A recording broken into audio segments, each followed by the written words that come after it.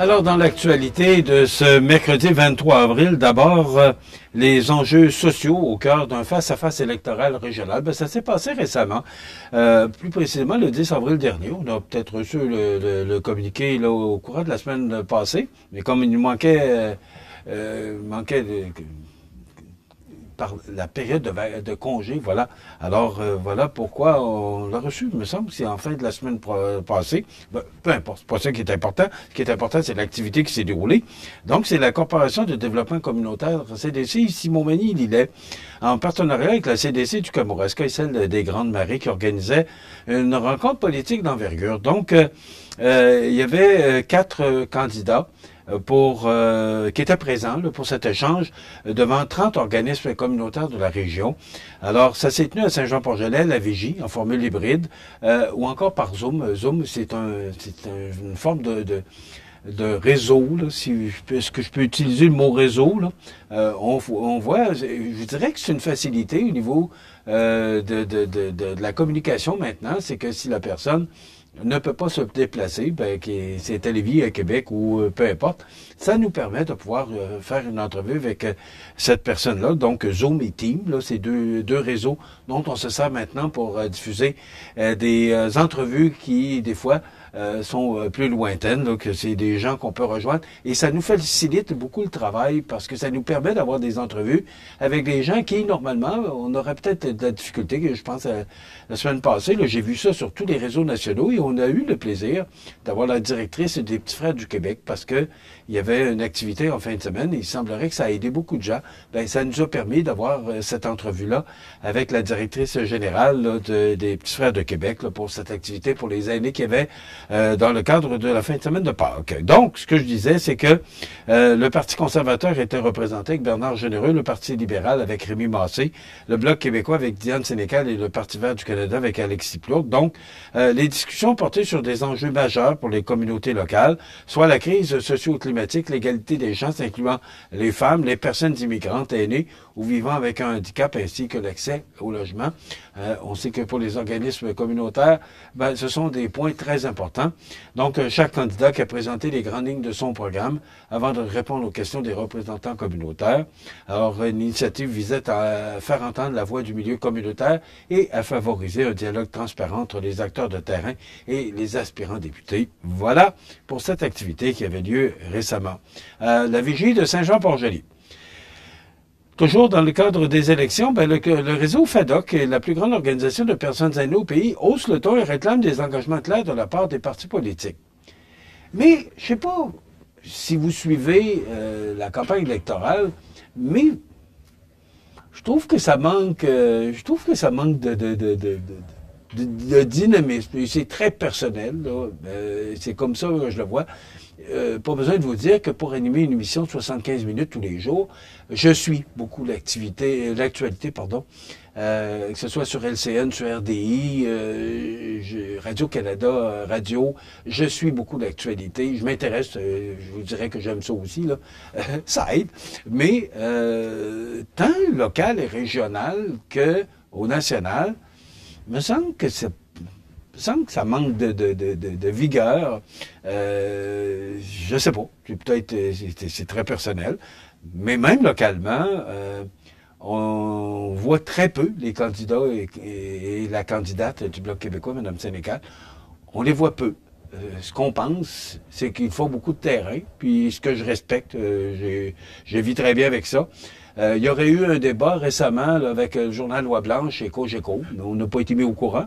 Et là, il y a eu cette rencontre-là avec les candidats et candidates là, pour la Vigie de Saint-Jean-Port-Gelais, pour le CDC ici Montmagny, pour les 30 organismes communautaires. Mais il faut croire qu'ils font beaucoup de terrain.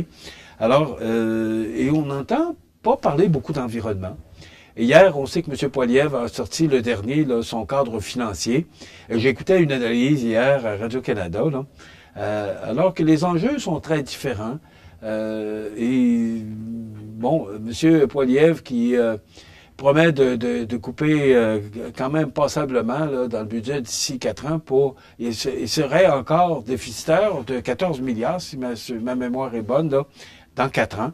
Alors que du côté libéral, ben, on présente un budget qui est beaucoup plus onéreux, beaucoup plus dépensier, je le mets entre guillemets, mais c'est pas moi qui l'ai utilisé, ce sont les gens qui commentent, là. Mais quand même, on continue et les déficits s'accumulent.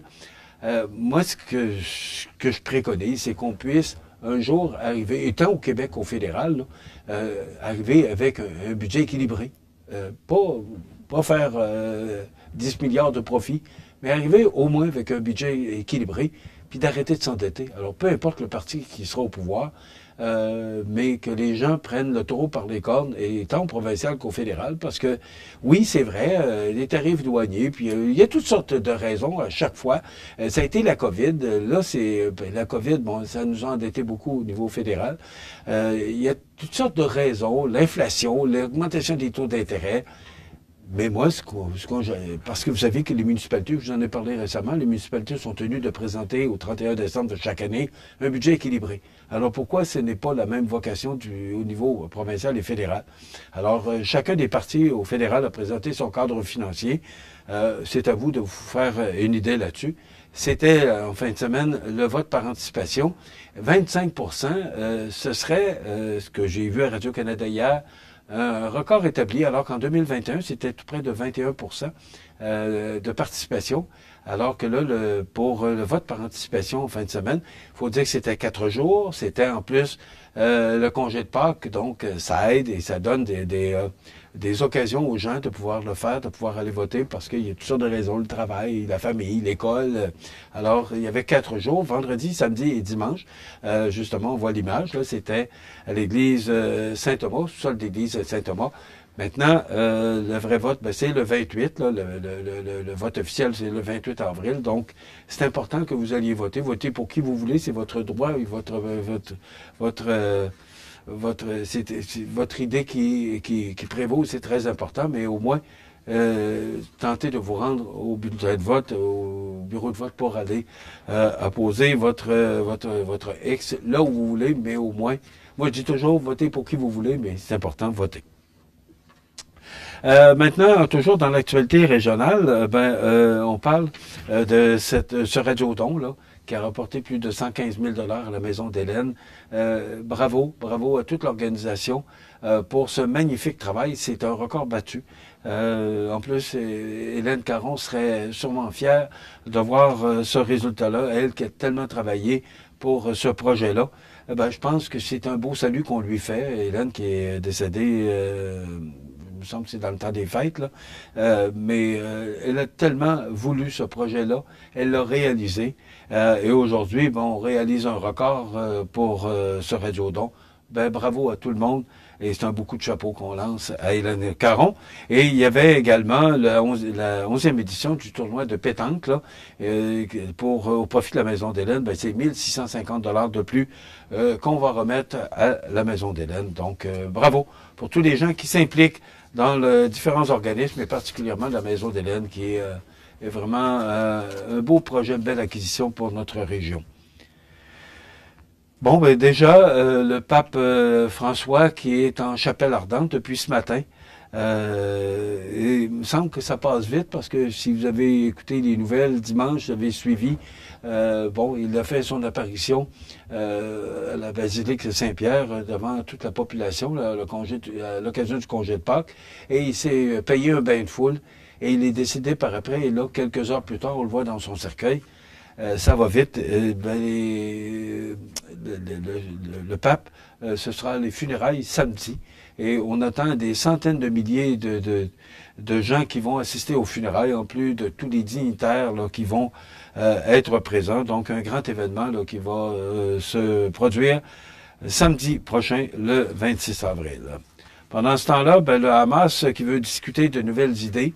Une délégation du Hamas qui s'est rendue au Caire hier pour discuter de nouvelles idées visant à instaurer une trêve à Gaza où des frappes israéliennes ont fait au moins 26 morts. C'est épouvantable quand on regarde là, les dégâts dans cette région-là.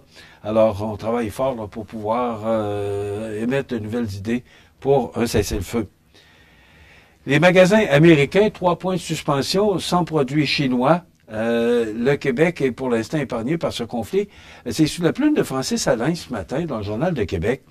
Ce sont des Américains qui vont se retrouver avec des tablettes vides en magasin d'ici l'été, si l'on se fie aux baisses radicales des importations chinoises. Ce qu'on dit dans cet article de Mme Alain, ce sont les PME familiales qui risquent d'être les plus touchées, selon des experts consultés par le Washington Post. Face à l'incertitude et à l'escalade des droits de douane entre Washington et Pékin, les plus petites entreprises ont souvent préféré annuler leurs commandes. Donc, résultat, certaines marchandises qui provenaient en bonne partie de cette superpuissance asiatique ne se retrouveront tout simplement plus sur les tablettes. Et on sait que, exemple, à la SAQ, il n'y a plus de produits américains sur les tablettes. Alors, M. Trump va finir par réaliser que son imposition de tarifs douaniers, ça va aussi faire mal à son pays. On va le voir au cours des prochaines semaines, voire des prochains mois, si jamais il ne fait pas marche arrière. Alors, on va suivre ça, d'ailleurs, de très près, cette situation-là. Et côté médias, côté spectacle, c'est sous la plume de Guillaume Picard, ce matin, dans le Journal de Québec. On dit que les coûts de LCN en forte hausse grâce à Donald Trump.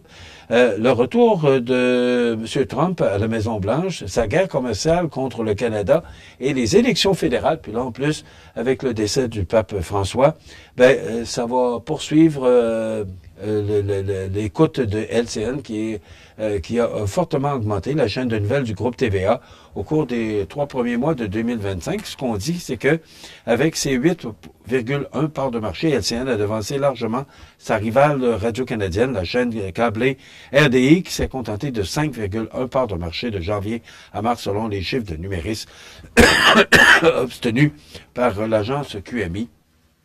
Donc, excusez-moi. Alors, ça va se poursuivre parce qu'il y a beaucoup d'événements. Paul Larocque, lundi matin, là, qui était en direct, je pense, à partir de 6 heures le matin pour annoncer le décès du pape François. Et la même chose du côté de RDI. Alors, voilà. La télévision qui a encore sa place. Et on en est très heureux. Demain, on reçoit Élise Guimont, qui est agente de développement et promotion du Centre d'action bénévole. La semaine prochaine, c'est la semaine de l'action bénévole. Alors, elle sera avec nous demain et on tente de recevoir le maire de Saint-François, Frédéric Jean. Excusez-moi.